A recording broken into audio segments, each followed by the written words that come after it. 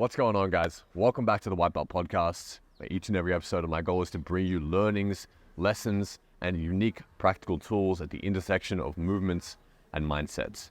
My name is Fernandez, and my guest for you today is National Freediving Champion Thibault Guignes. Thibault is the current French national champion and record holder for freediving. He's a 125-meter freediver with 10 national records to his name.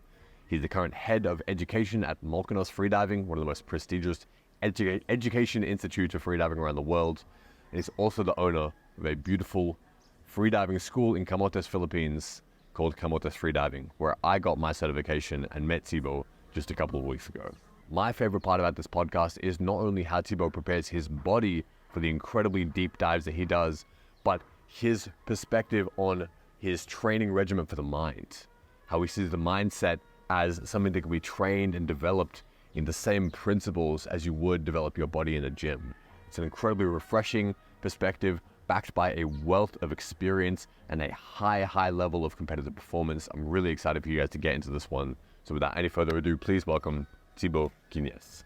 Thibault, I'm really interested in inflection points in people's lives where something happens and you have some kind of experience and it really is formative for the rest of your life. And I was doing a bit of research for this and I read about one inflection point in your life. It was a research trip to French Polynesia. Yeah, I'd love for you to take us back there and tell me like what was happening then and why was that so pivotal in your life? But at the time I was, I think you would call it a graduate student in engineering school, studying oceanography. And so far, besides picking a bit this specialty, oceanography, I had always just followed what I was supposed to do. You know, I was quite good at school, so I just did the best schools and then kept going. And then when I did this research trip, I arrived in French Polynesia, which is like so wild and not so developed and beautiful. You arrive already on the airport, you feel the flowers, you know, you just go down from the airplane and yeah. Where exactly were you? In Tahiti. Okay. There is a university there with an oceanography research lab, and then I went there for like 4 months and a half. Wow. And yeah, this plus the people I met there made me see that I could have another life. And not this time a life that I was doing just because it was the thing to do, but because I really wanted to do this. And I'm not blaming it on the system or anything. I mean, it's just so far, nothing really attracted me to the point I was like, I really want to do this. So I was like, okay, I'm going to be an engineer. Oceanography sounds better than electronics or mechanics. You know, it was really like this. And and then at the time I had done scuba diving a couple of times in my life, but it felt so natural to me and so relaxing and enjoyable that even though I was very non-experienced, I was like, okay, you'll be a scuba instructor and maybe you'll have your scuba shop one day. But I was also really interested in what I was studying. I didn't see myself doing it as a job, but studying, learning new things, especially oceanography, you learn how it was physical oceanography, so how the tides work, the current, waves, all those things, tsunamis, like super interesting. So I finished studying and then, instead of keep going like for a PhD in the US like I was supposed to, I took a job to save a bit of money. And I worked like 4 years in Paris. And same, I had great life in Paris. I had a very good job, so it was really enjoyable. So, and knowing that it was just for a certain period of time, made it that even though I'm a bit allergic to big cities and stuff, I still enjoyed a lot, did a lot of sports, and there is great climbing areas around Paris. So I started bouldering a lot, things like this, but still in mind that all of this was to serve something else. So during my vacation, I started getting my first levels of scuba diving, and I kept going all the way to the point where after, if I wanted to really become instructor or professional in France, I needed 1-year degree, so I really needed to quit my job fully and dedicate myself to this full time for 1 year.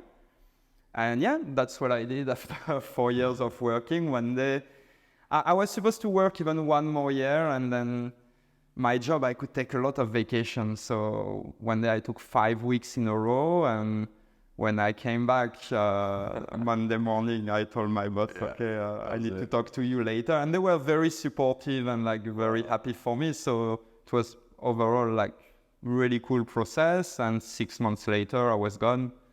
And yeah, that was really the first big change in my life, let's say, like at least of orientation, like and trajectory in life. And I never regretted it a single time so far. I'd say there was another point as well, is probably when I discovered freediving. Yes. But still, the main point, I think, the main turning point is still this one, when I really decided, okay, which kind of life I wanted. Then there are different ways to get there, but at least it's like, okay, I want something outside. I want something where I'm not always working on a laptop, or I don't want to use my brain too much. Not that I'm never using my brain freediving, that's not what I mean, but I didn't want to be constantly stimulated. I prefer to have it like while reading, playing pianos, or doing other stuff. I'm really curious to know. So like when you went to this research trip in French Polynesia, like was there a moment? What was the kind of really ticking point where you feel like, oh my God, was there a particular place, a particular experience where you were like, this is really showing me what this kind of lifestyle is that I want? Yeah, I think it was a combination of many things, but I remember one very specific moment. I was in a party, so I'm not going to go too much into details on we'll keep that substances and stuff like this, but and yeah, so far I was having a really great time, and I was very well surrounded. I made great friends there that I'm still in touch with, and I had really like 4 months living in the dorms with a few Polynesians that stayed during summer in the university. We were like sharing meals every day, playing volleyball at sunset every single day, that kind of things. And that specific night, I don't know, suddenly I had this thought. I was so happy, but in a really, I don't know, it was overwhelming me. And then I remember thinking, that's what it must mean to be happy, you know, like really. Yeah. And so I was like, okay, so I need to not fully reproduce this, but make sure most of my life looks like this in a way. Not in a drug abuse party, but the overall inside. That's great. No, I've had a really similar experience in my own life when I went backpacking, and I ended up moving to Sri Lanka for a little while, and it was the same thing. It was so different to everything I experienced growing up in a big city in Melbourne. Island life, party, everything, like just something so different to what I ever imagined was possible, that I was like, damn, I need to find some kind of way to incorporate some of this into my life, because it was just like, I didn't even know this was possible until I experienced this. It's really interesting. Yeah, and it goes from, of course, you have the life in general with a big L, but it goes even from little details. Like, you're there, or when I'm here, you know, I don't even question, okay, what I'm going to wear today, whatever.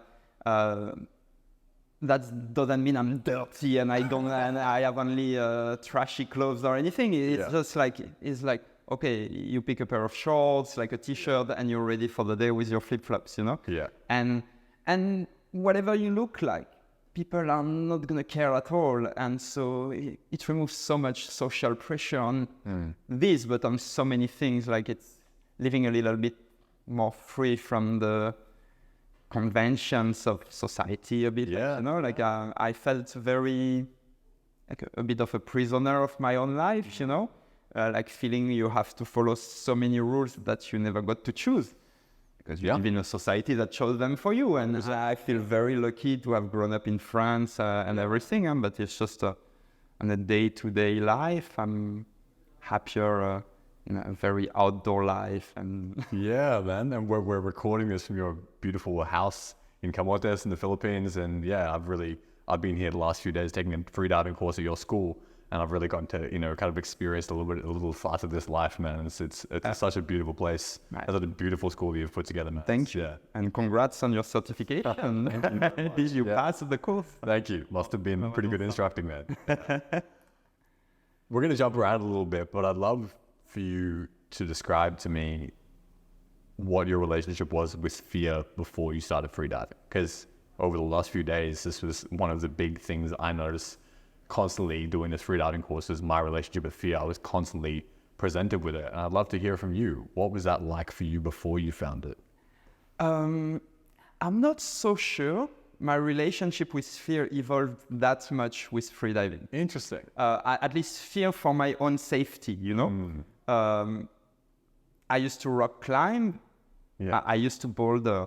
Okay. Because I'm a bit afraid of height. Not to a point I'm paralyzed, Right. but I really don't enjoy it. Yeah. I enjoy reaching the summit, but I'm like, oh, if I could have hiked all the way there, it would have been even better, So, but underwater never felt scary for me. Interesting. I grew up spending 2 months of holidays in my grandparents' place every year when I was a kid, and we were on the beach every single day. I was always very comfortable in the water, learned swimming when I was very young. And yeah, it's, for me, freediving is not scary. I'm not saying it never was at any point ever, but that's the thing with the right approach. You don't feel like you endanger yourself. That doesn't mean you're completely unconscious. You know that there are risks, but Yeah. I don't feel them. I don't feel fear. What I learned to deal with a lot, still working on it, but it's more like this fear of failure, of not succeeding in your goal, or maybe this now I deal way better with the fear of what other people are going to think about me. This I had a lot of trouble dealing with when I started competing. In training, I never had these issues, but in competition it was a big deal for me at the beginning because I had never done sports in competition before. I like to win like everyone, but I'm not like, oh, I absolutely want to or anything, So it's more this kind of fear I had to deal with, but I never felt oppressed by being underwater. I feel very comfortable there. That's really interesting. It's so interesting how many different experiences you can have from the same kind of thing. What was it that really drew you to freediving when you first experienced it? When I was studying scuba diving, I had seen a few freedivers, but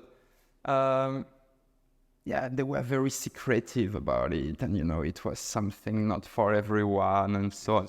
But still, it was a bit intriguing, and I was very comfortable in the water. When I would go snorkeling, I would go down already 5-10 meters by myself, and it would feel very natural.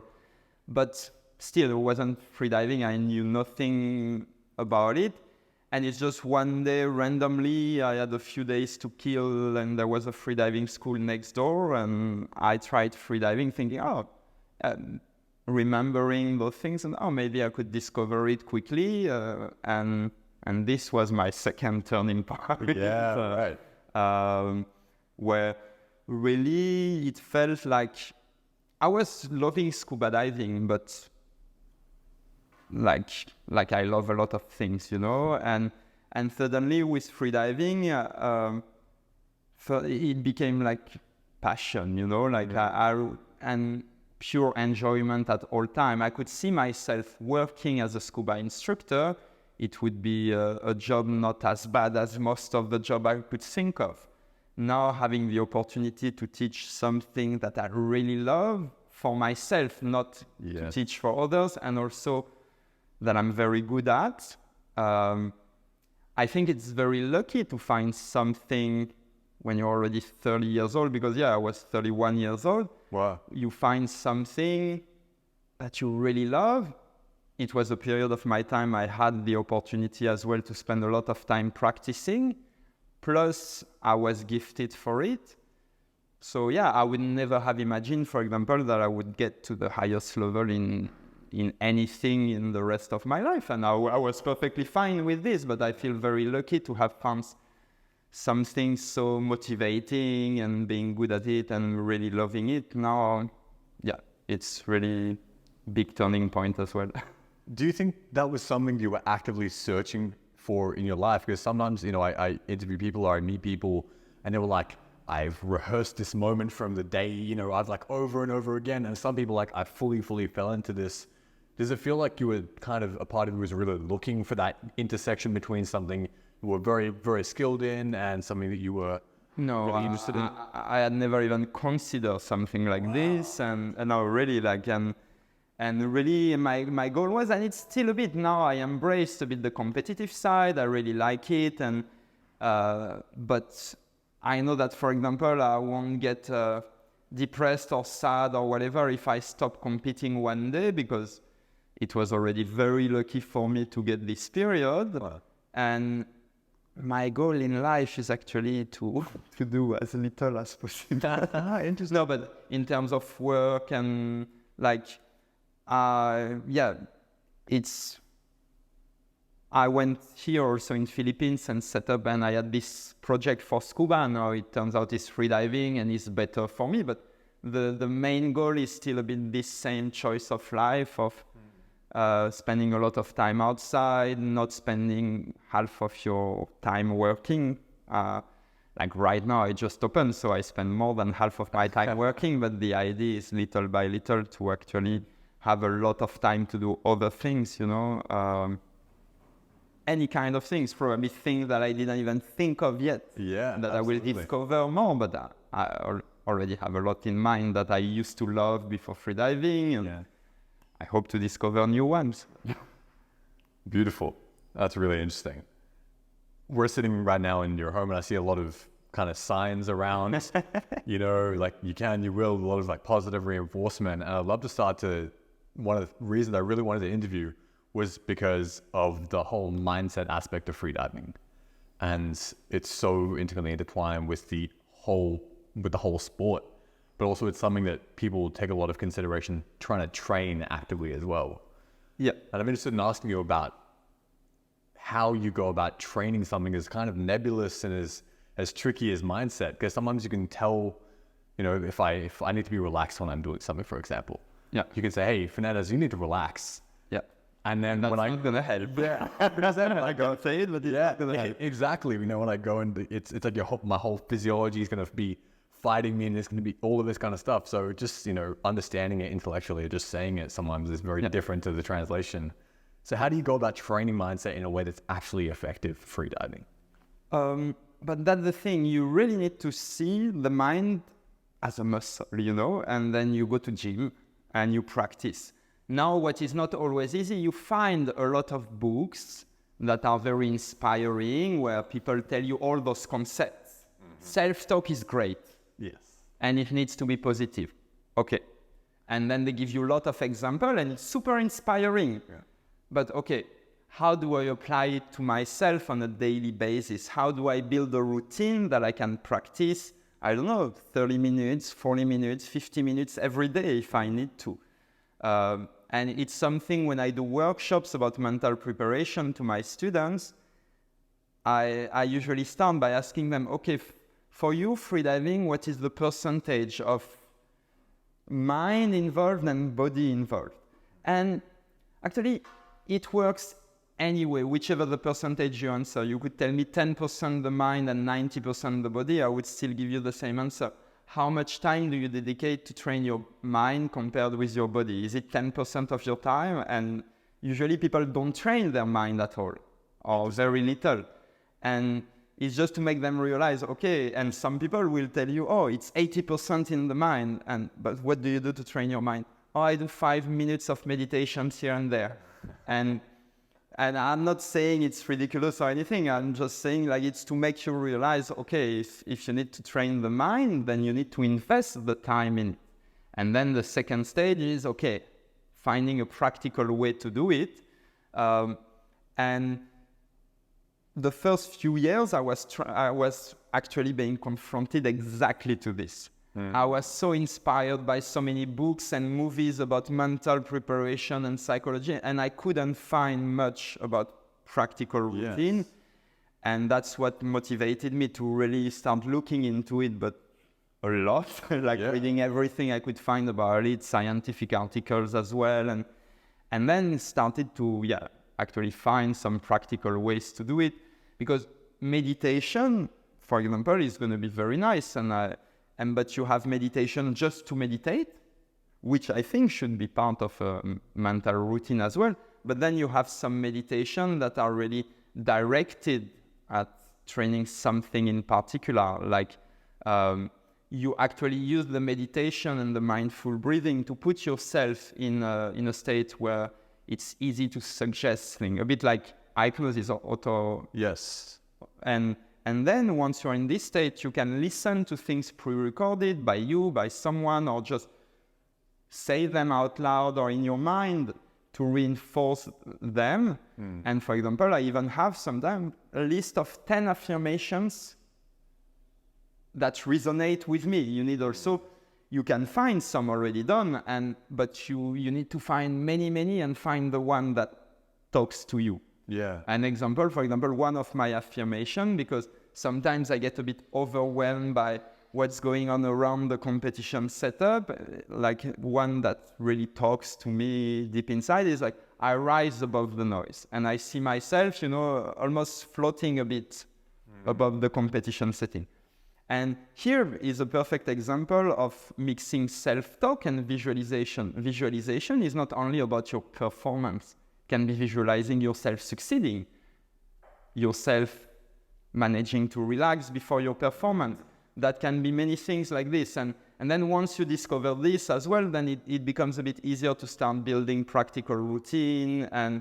But it takes a bit of time, a bit of study, but there are definitely ways. And like lately, to prepare the competition I have in a few days, I'm really practicing like on average 40 minutes a day,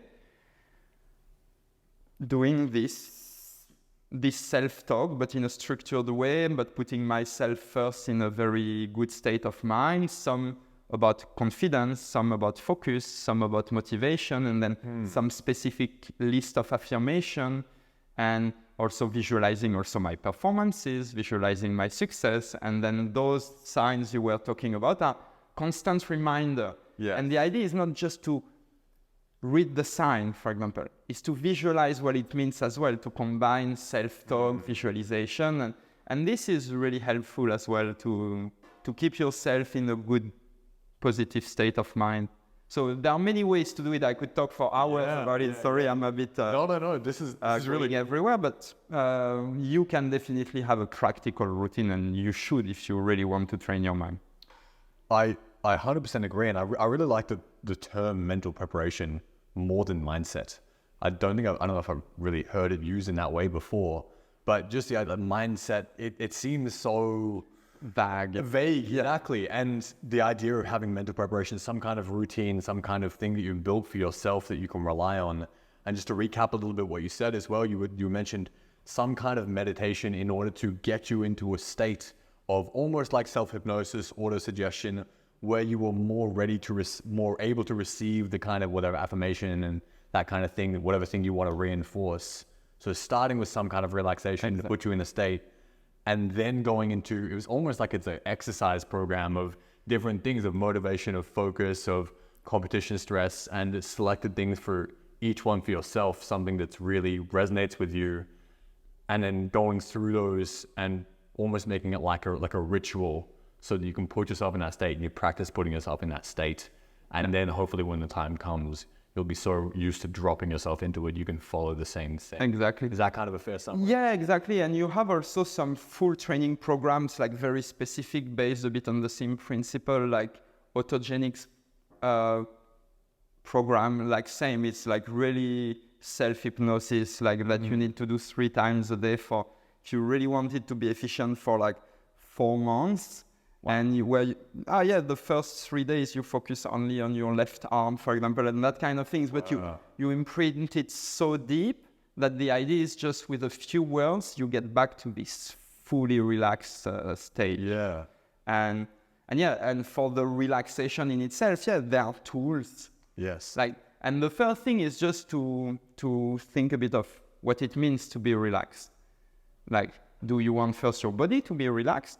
And in this case, maybe a body scan where you're going to go piece by piece. And what it means to be relaxed, if my face is relaxed, that means, for example, I have no wrinkles here. And so it's translating a bit what relaxation means in terms that you can almost measure, in a way.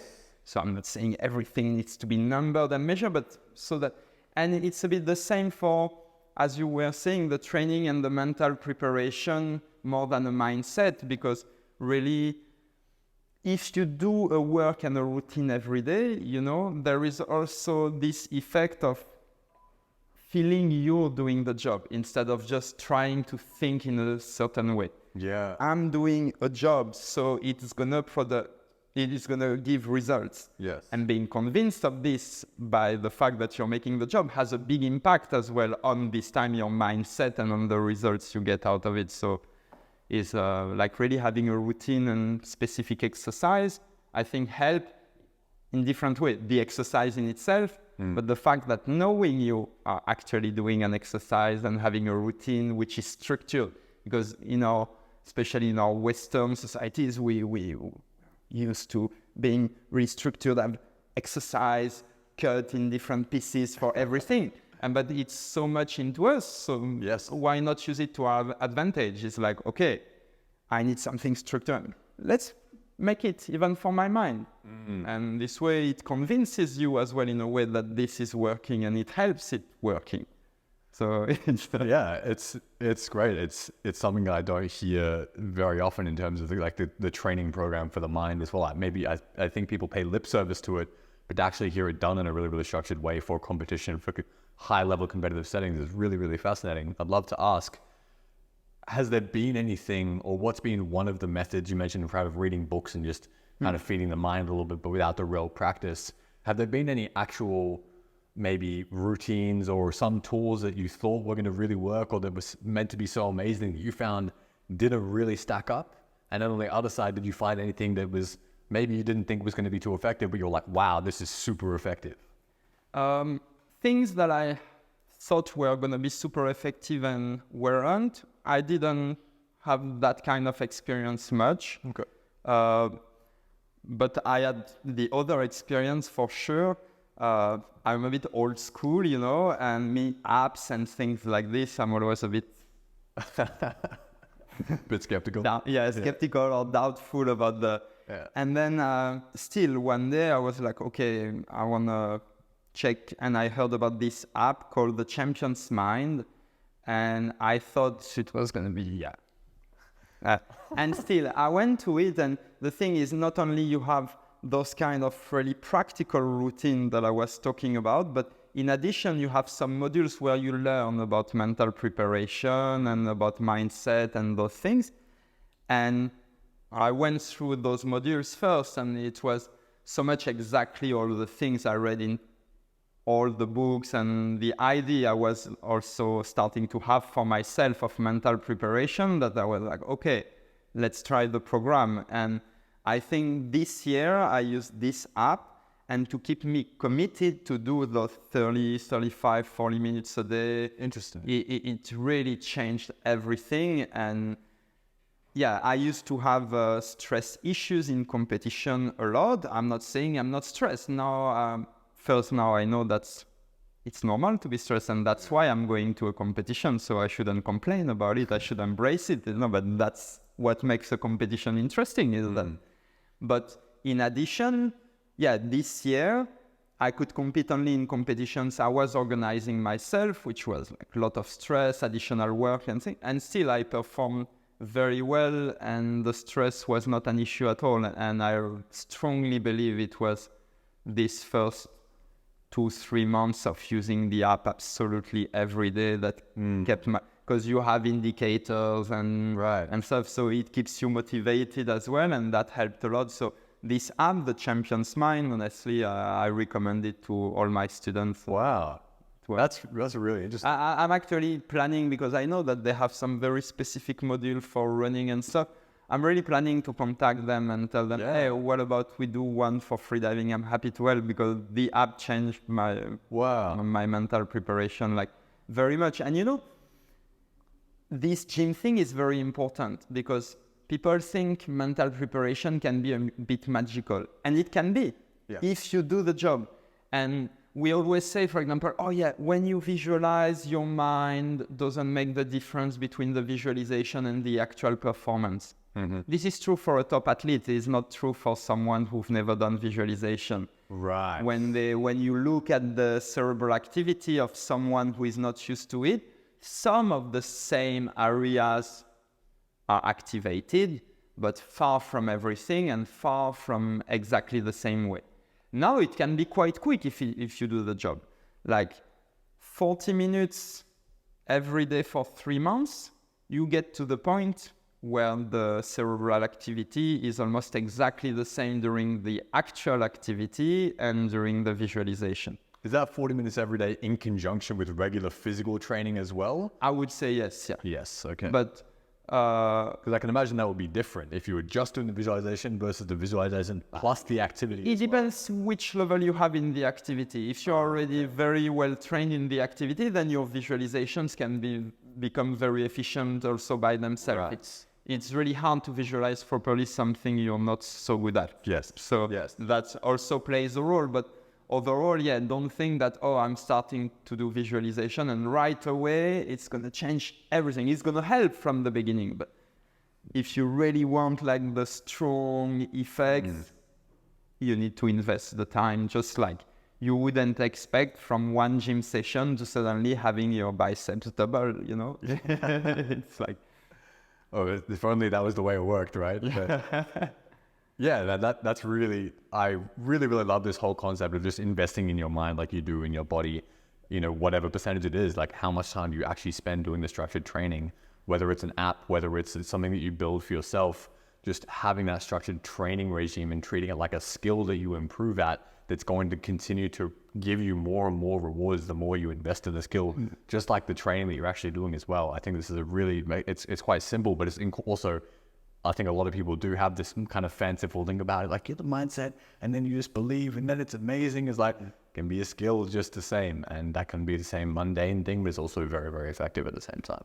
Exactly. And what I like about freediving is that you start addressing these things from the beginning. Yes. Because it's a sport where you stop breathing. It's a vital function, you know. So you have the mental aspects from the beginning. In most sports, you start addressing it when you start getting a bit higher level to make the difference with your competitor. Freediving, you address it from the beginning. So it makes it accessible to everyone, those mental preparation. I know that in our beginner course, we start teaching visualization. In the intermediate course, we have mindfulness. In more advanced course, we have some deconcentration of the attention with visual technique, and even more advanced later. So you really, as you learn the physical skills, you also learn the mental ones all the way. And this, I really enjoy it for freediving.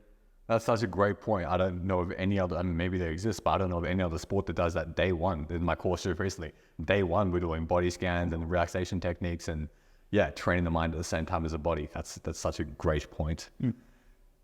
I'd love to switch gears a little bit, because there's, on the one hand, there's the rehearsal and the auto suggestion or something like that. But what I was going to come back to was the idea of some kind of like long held limiting belief. Do you feel that the kind of affirmations and that kind of training can help you transcend those things? Or have you had to go elsewhere? Or maybe have you had to help some students go elsewhere if they have a really, really deeply held, limiting belief about themselves? Is there some kind of deeper inquiry that you also go to use to kind of go deeper into those things and maybe meet them at the source or heal those things? Or do you feel like the kind of mental preparation, that training can just forge that mindset in the fire no matter what? In the a bit higher level athletes I coached, I never had anyone like really traumatized in a way, you know, so I didn't have to do some deep healings. And a lot of time it's just changing a little bit the perspective, how people see things, and it's usually enough at that level. And then for pure beginners, I would say, we are not there yet, but a lot of time, we have people arriving on me. First I smoke, and then I cannot hold my breath for more than 30 seconds. I tried it the other day when I was doing this or this, and these are beliefs that we manage to break very easily just by making them try in a different way. Yeah. So, but yeah, I know that for quite a few people, freediving is a real therapy, and it helps them with other things. But once again, I think something else could help them in the same way. It's good that they love it and they do freediving because they love it, and that helps them on the way. But if they had fell in love with soccer instead, could be the same. Yeah. You know? Yeah. And I think it's so funny. Some things are, on the one hand, when you look at them, so profound and so powerful, and on the other hand, it's also very normal as well. It's like the process of really applying yourself to something and showing yourself that you're more capable of can happen in many, many arenas. And I think it's more... Sometimes it's just go travel a bit, talk to other people, and then you realize that freediving is a very tiny niche, and that it's not the center of the world, and that your internal journey is not so exceptional that everyone should know about, no, but like, it's like, it's a sport, a special sport, and I love it, and it's my favorite one, so I know how special it is, but it's still not I don't think it has that many more healing process. But anything, it's more the way you practice it and how it changes.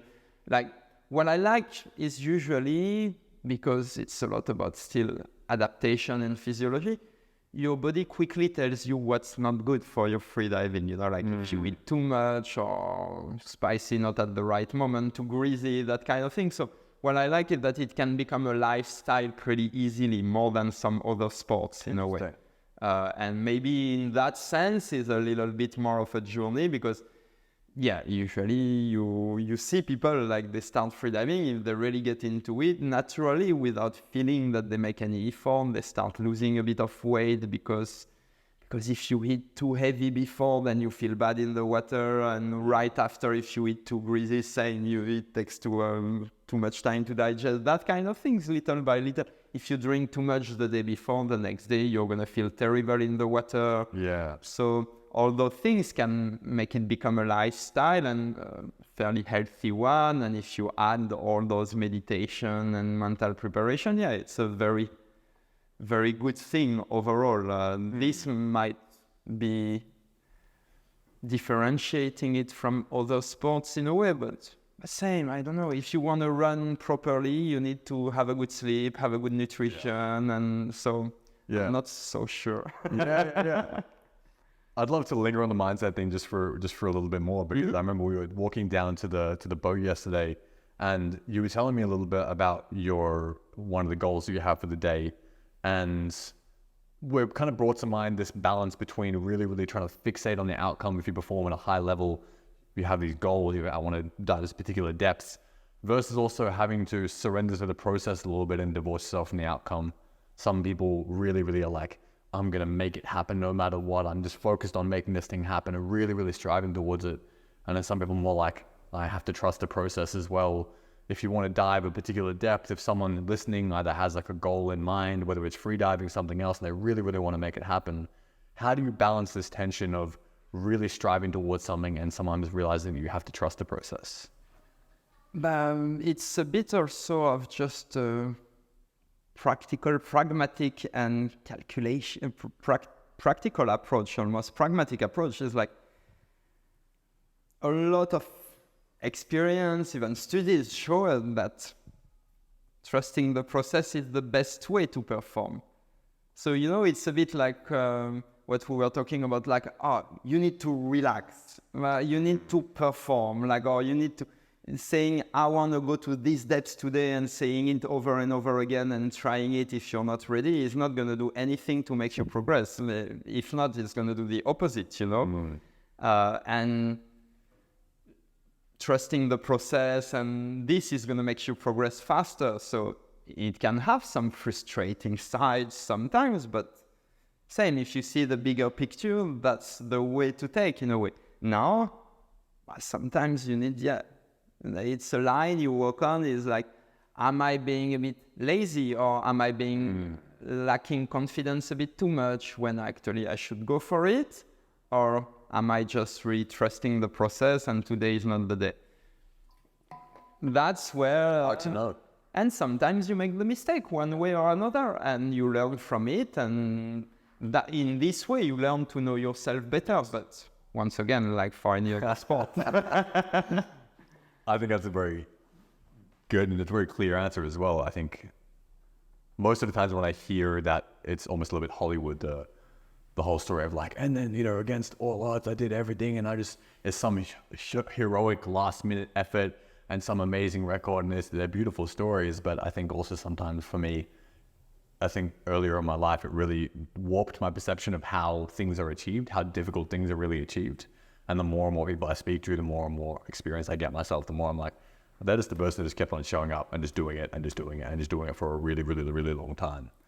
Exactly, and I admire those people so much more actually than the one that against all odds from time to time they manage to do something great. It makes nice stories and stuff, but the people that have those objectives and that manage to really know themselves and perform at the highest level over and over and over again, this I find it very interesting, and I wish I could be like this all the time, and I'm not at all. But yeah, is also, I think for this you need to be able to dedicate yourself a little bit more than what I have the opportunity to do at the moment. I know that for me, my life, but in a way it removed the pressure a lot. I feel like this season, I feel already lucky I could compete compared with last season, but it's a bit like, I do whatever I can. It's not like I set a real strong objective and I go for it and I do this. It's just like, okay, today I can train, tomorrow I cannot, so I go today and I do the best I can do today. And so I almost function without proper goals. Most of the time my goal was, okay, I did this last time, now I'm going to do this next time, and then we'll see from there. But yeah, I also had some periods where I could really train and focus only on this. And yeah, it makes it a little bit easier to follow your goals and to really follow a plan and everything. But the thing is, again, I don't care if one day I'm world champion or like, I just want to do the best I can do. So this approach is not so bad either. Like with the life I have, it's like, when I have the opportunity, I perform the best I can do at that moment. And sometimes it's the best I can do at that moment is a really great best. And sometimes it's not. And it's life. And it is life. And I think that's also hopefully encouraging for anyone listening as well, because sometimes I know for myself, I have this image of some kind of elite athlete is this person who their whole life revolves around this entire thing and everything is set up and all the sponsorships and everything mean that their whole day is just purely dedicated to the highest level of result. And there are people that do that, and there are people that can live like that. But for someone like yourself who's able to perform at the level that you do with responsibilities and a school that you're running and imperfect situations that are combating, that's most people who are trained to be good at anything.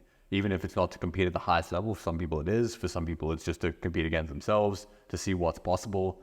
Sometimes it is just the point where like, I can only control what I can control. I have to show up and do the things I've committed to do.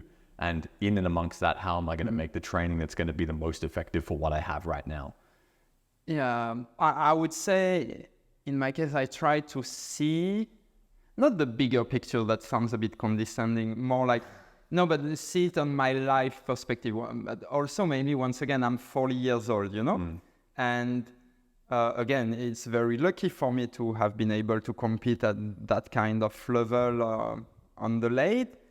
And I had the opportunity several times and I still have a few sponsors, but like a few years ago, I had the choice. I could either decide to invest in myself as an athlete, but with all that involved, and then looking for sponsor, finding sponsor, and maybe that could have led to performing better overall. And but it's still a lot of work to be an athlete.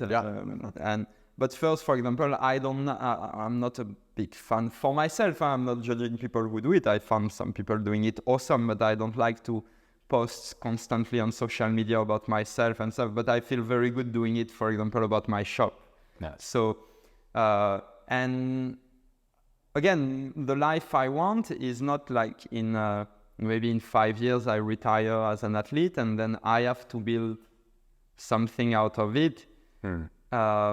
It's like I want it. It's more like the kind of life I want, and then being an athlete is a bonus on top of it. I take it very seriously, and I train a lot. But it's just it's not the most important thing in my life right now. Like overall, where I want to go is not there. It's not to that point. So I prefer to be like this, even though that means maybe it's not the best I could have done in terms of pure performance, but again, my goal is to do the best I can do with the conditions I have. And already if I do this, I won, in a way. And there are so many people that achieve incredible things that are also maybe still quite unhappy or unfulfilled when they do as well. And so to have that slightly more 360 perspective around the whole life and what do I also want to achieve in other areas of my life, how do I want to live and still achieve great things, I think that's certainly what I try and strive for in my own way as well. And I have other satisfaction. For example, here in Camotes Freediving, all the teams is athletes. Like all the instructors, there are people that want to go deep and that want to compete and that already have a certain level. So I have also a lot of satisfaction in watching them progressing and achieving and so we function in a way that everyone can really train, same, but a bit like me, and they have to work, so they need to, it's not perfectly ideal, but we really try to make sure they can train a lot, that they have time off to do some competitions, and being also a bit sometimes of a mentor and seeing people that you help and stuff achieving great things is also very rewarding. Yeah, man. I'd love to ask you about your physical training, and because that's also a huge part of your life. What's the hardest element of physical freediving training for you? The thing is, in terms of physical, I take it usually very easy. No, but interesting. No, not very easy, but I used to boulder a lot and to do long distance runs and some triathlon as well, so like I have very good leftovers, let's say. No, but when you do cardio for long enough and intense enough, then you get some permanent adaptations. For example, I have a very low heart rate in general, so I maintain myself. I do a lot of body weight workout. I love body weight workout, but ideally in freediving, a bit of maximal strength, for example, would be better. I go running a lot, but also because I love it, not because I see it as for my freediving, absolutely. Now, my training physical for freediving is based a lot on spending time in the water as well. So it's not physical to the point, but on the side, and it depends on the periods as well, on the time I have, what I want to achieve. I had some periods where I was going to the gym a lot lately, both for logistics and also for personal enjoyment. I prefer to do body weight workouts. It's more endurance type of workout, and I love it. And also I need nothing to do it. I can do it anytime, anywhere when I need, and also a lot of stretching. Flexibility is essential, not only for the specific freediving part, but in general for any sport. And I think it's overlooked in many sports. But if you want a good technique and be precise in your technique, and also good recovery, and there are so many benefits to being flexible and to have good mobility, avoiding injuries as well. So many things that, and even more for freediving, we talked a lot about relaxation, body scan, that kind of things. Having a very good body awareness is very important. And stretching, especially if you really pay attention to your stretching and you don't do it just to do it while talking or anything, then makes you develop a crazy body awareness. You know exactly how to relax any part of your body and that kind of things. And so stretching, I would say almost 1 hour and a half, 6 times a week on average, and most of the time. And then I have some periods where I don't have that much time, and then the body weight workout, it depends on the period. Same when I start doing deep dives, like now I reduce it a bit, but lately the past months was like every second day, and every second day I would go running for 45 minutes to 1 hour, or sometimes just nasal breathing running to reinforce a bit the respiratory muscles. Yeah.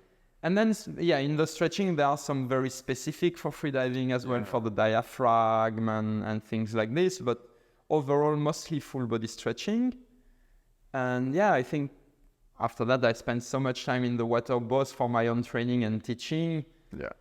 If I were not teaching, for example, I would probably do very differently. Again, if my whole life revolved only about this, I would do this differently. During pandemic in winter, I was in Egypt and I had nothing to do but train this time. So this time, for example, I was in open water for myself for diving 5 times a week. I would do 2 very strong gym sessions per week, 2 running sessions, 2 swimming or freediving specific in the pool session, and 7 hours of stretching roughly every week. Yeah, wow. So then that was very physical, and then after 1 month, we took a whole week off. Yes. And the other physical part you really have to pay attention for freediving is not really about training it, it's more making sure you don't overtrain it, is the nervous system. Holding your breath is taking a toll on the nervous system, like really, even if you don't push, but if you do it a lot. Yeah. So this as well, having full days where you don't hold your breath or where you don't go in the water is very important. So, but just like for any sport, balancing rest and training. For sure. Are there any metrics that you look at to measure, or to kind of, even if it's intuitively, to look at your own kind of central nervous system recovery? Yes, the heart rate. Heart rate when you wake up, heart rate when you go to bed, or if you have a smart Resting watch. heart rate or variability? Or? Me, because I don't have a fancy watch or anything, I use just regular heart rate. Yeah. And actually, to be fully honest, lately I don't even use it much because I know exactly what I can take or not before a competition. Yeah. But usually seeing your heart rate, your resting heart rate a little bit higher, even by 2 or 3 heartbeats over a couple of days, you need to rest. Interesting. Yeah. It's very, very precise indicator. The other one I use a lot is actually a mental one. I rate my confidence every day from 1 to 5 or 1 to 10. And if I see a drop in confidence, I usually take a day of rest. Super interesting. I like you've got the very, very measurable kind of hard numbers, and also the more like auto regulation, how do I feel kind of thing. I think it's great to get both of those things as well. And I think this comes back to what you were saying before about the diaphragmatic stretching. That's why I've found the stay here at this facility really interesting, because freedivers look at the physical and different parts of the physical so much more than other sports. There's so many very, very interesting specific things about, glottis endurance and like diaphragm, and so I'm interested. And wait for the soft palate. Oh, and the tongue. Yeah, it's coming. Yeah, super, super, super interesting. So I'm wondering if you can kind of maybe give some advice of someone either just going into freediving or someone looking into doing more training for themselves in this kind of way and wanting to improve their performance. Is there anything that you think that beginner or early stage freedivers get wrong in the things that they focus on or in the way that they train? Yes, for that? The main thing I see is people pushing a bit too much their breath or their exercises. because once again, it's very tiring for the nervous system. And actually, the best way to progress, in my opinion, in freediving, of course, you can work out very hard outside of the water, being very fit. It's going to help for sure. But the best way to progress in terms of what you do in the water is to just stay in your comfort zone, at the top of your comfort zone, so that you create a bit of adaptation, but expand it from the inside. And actually, I like this image of expanding your comfort zone from the inside. It's not from me, it's from an ultra runner.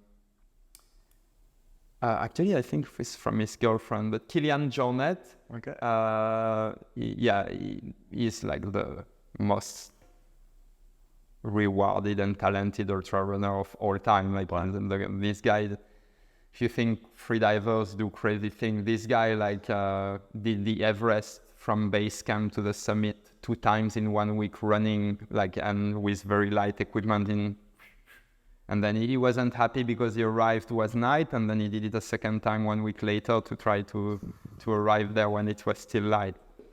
That's hectic. Yeah. So this guy is really, and I was really surprised to hear that kind of very hardcore sport, the guy saying, no, I stay in my comfort zone. Wow, interesting. And of course you can end up having a crazy comfort zone at a point. Yeah. And that's what I tried to develop for my freediving as well.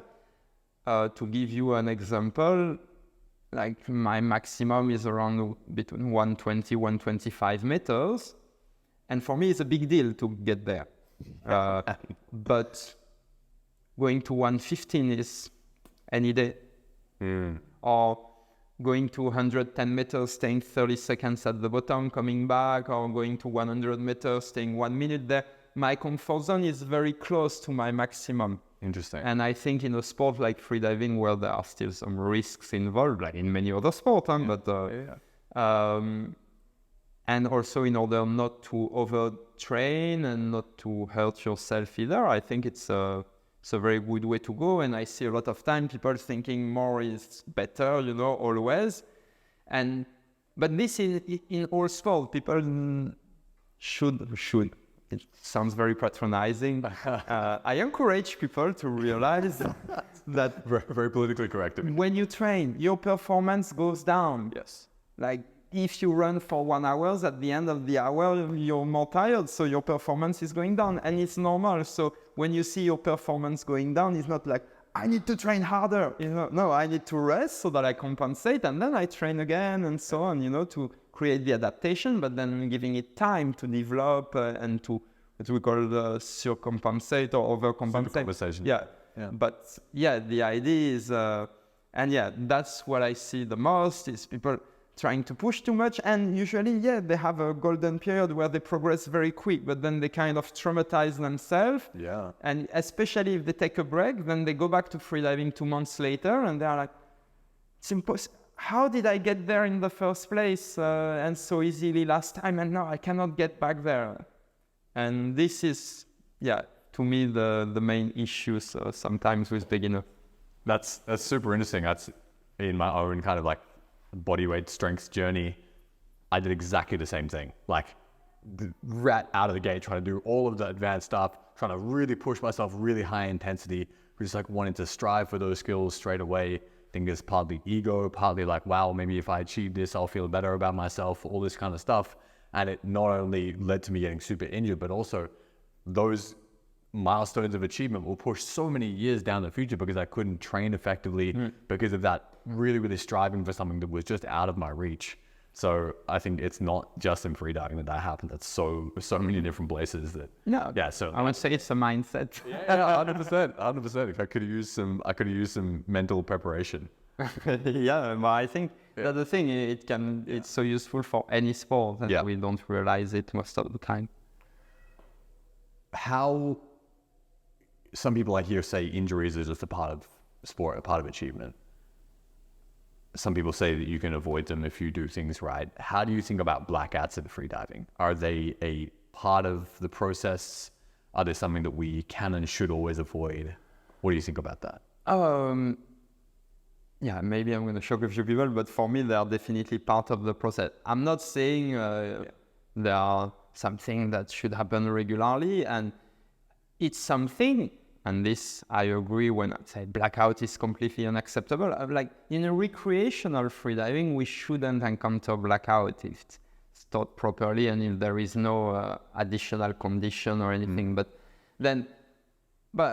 if you take an example, in swimming pool, it's very clear. In open water, there can be a bit more discussion, but in swimming pool, the idea, like in any sport, is to do the best performance you can.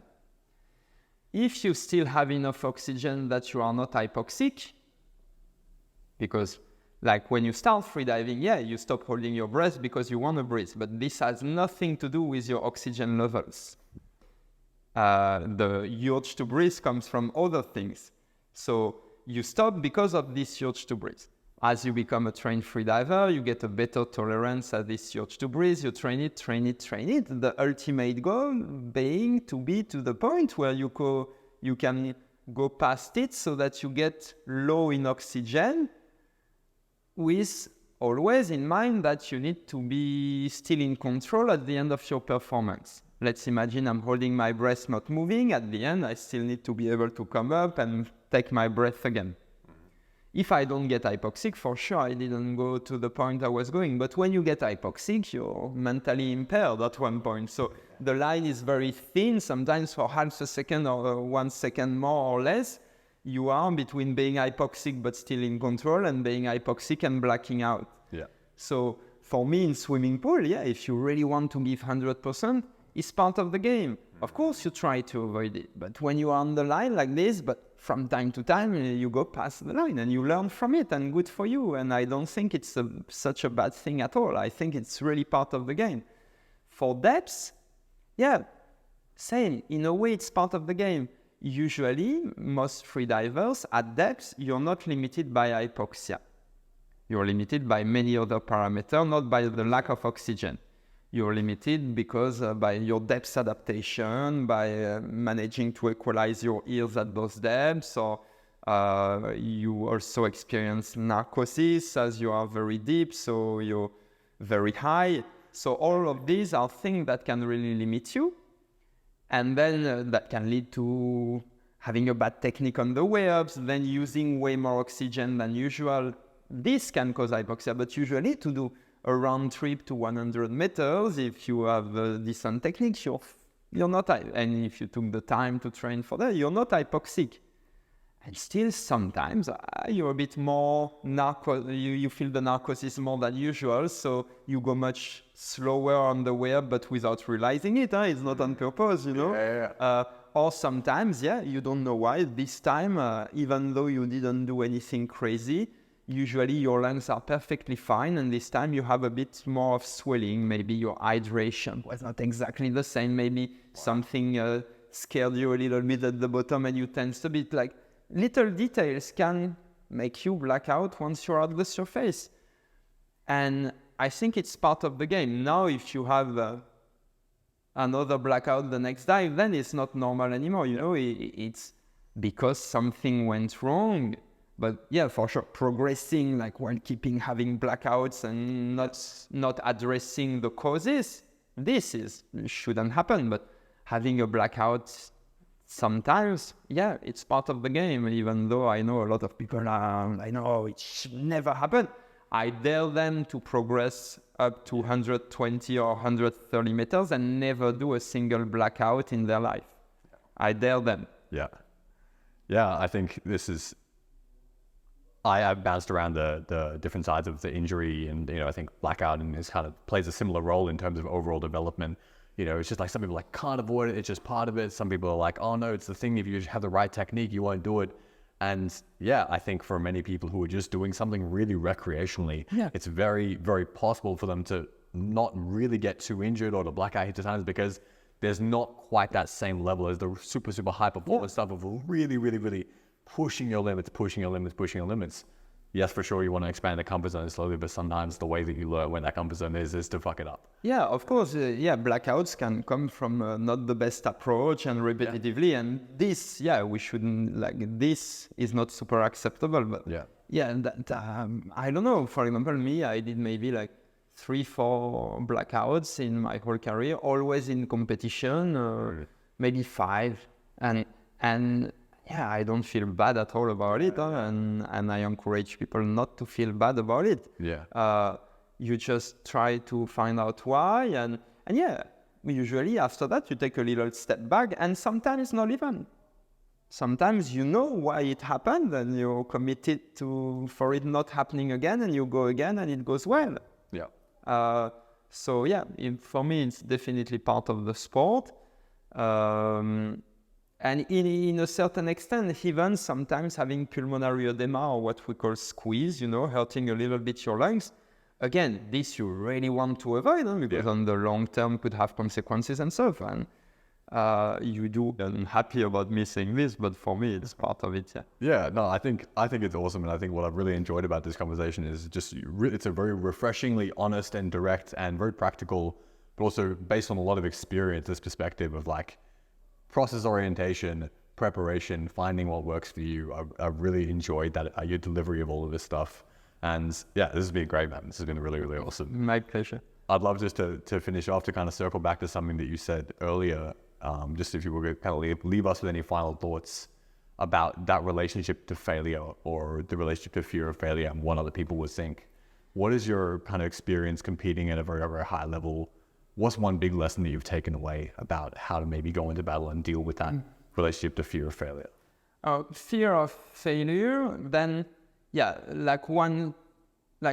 failure and disappointing myself, I'm still dealing with it, but I'm much better at it. But one thing that for me was really helpful, and in the end that made a big difference and got me really rid of the fear of what are the other gonna think, And some days just, I don't remember exactly in which book I read it, but it was really like, look, and now if I think about it, it's like, okay, if I see one of my fellow athletes or competitors announcing a performance and they fail, either the early turn or they black out or whatever, do I feel like, oh, those are terrible person or even terrible freedivers? No, I'm just like, oh, next time I hope he makes it.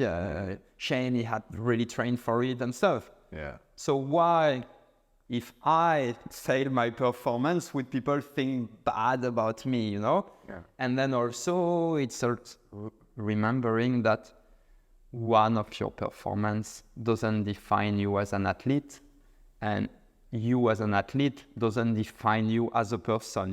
There is so much more to you as a freediver than the results of one dive, and there is so much more to you as a person than just being a freediver. Even if it's your job and you're top athlete and stuff, you have other things in your life, So taking just a bit of perspective and taking it easy sometimes helps.